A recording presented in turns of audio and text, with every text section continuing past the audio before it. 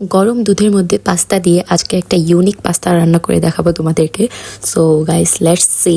দেখতেই পাচ্ছ আমি এখানে পাস্তাগুলো দিয়ে দিচ্ছি এবং হালকা একটু লবণ দিয়ে দিবা, দিয়ে এগুলোকে সিদ্ধ হতে দিয়ে দিবা।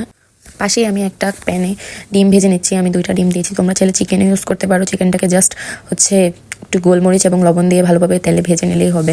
আমি জাস্ট ডিম ইউজ করেছি যেহেতু আমার বাসায় চিকেন ছিল না। আমি এখানে আমার পাস্তাটা যখন সিদ্ধ হয়ে যায় তখন কিছু চিলি ফ্লেক্স এবং গোলমরিচ গুঁড়ো অ্যাড করে দিই যাতে এটার ফ্লেভারটা আরও ভালো আসে। অ্যান্ড দেন সেম প্যানে আমি তেল দিয়ে রসুনগুলোকে ভালোভাবে ভেজে নিচ্ছিলাম। রসুন ভাজা হয়ে গেলে পেঁয়াজ কাঁচামরিচ দিয়ে ভালোভাবে ভেজে নিচ্ছি।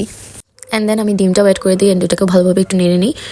তারপর কিছু গোলমরিচ অ্যাড করি অ্যান্ড তারপর চিলি ফ্লেক্স দিয়ে দিই বেশি করে, আপনারাও দিতে পারেন ঝাল যতটুকু খান। তার উপর আমি একটু প্রাণের স্বাদের যেই মশলাটা আছে ওটাও অ্যাড করি, 2টা অ্যাড করি।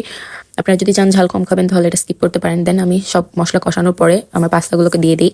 পাস্তাগুলো একটু জমে জমে যায় সিদ্ধ করে রাখার পরে, দ্যাটস ওয়াই আমি একটু আবার মিল্ক অ্যাড করি যাতে পাস্তাগুলো একটু খেতে ক্রিমি হয়। অ্যান্ড দেখতেই পাচ্ছ একটু দুধ অ্যাড করার পরে পাস্তাগুলো একদম ক্রিমি হয়ে গিয়েছে। আমি চিজ অ্যাড করার কথা ভুলে যাই, অ্যান্ড তোমরা চাইলে চিজ অ্যাড করতে পারো বেশি করে, তাতে আরও ক্রিমি হবে। এখানে এভাবেই মিল্ক অ্যাড করার কারণে অনেক ক্রিমি হয়েছে। অ্যান্ড দেন সবার লাস্টে তোমরা টমেটো কেচাপ অ্যাড করতে পারো তোমরা যদি চাও। আমার টমেটো কেচাপটা অনেস্টলি অনেক ভালো লাগে, তোমরা চাইলে টমেটো কেচাপ অ্যাড করতে পারো, আর না হলে স্কিপ করতে পারো। দ্যাটস ওয়াই আমি টমেটো কেচাপটা অ্যাড করেছি।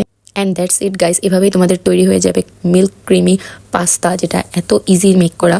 তো এরকম আরও অন্যান্য রেসিপির জন্য আমাকে ফলো দিয়ে রাখতে পারো, অ্যান্ড আমাকে ট্রাই করে জানাবা যে তোমাদেরটা খেতে কেমন হয়েছিল।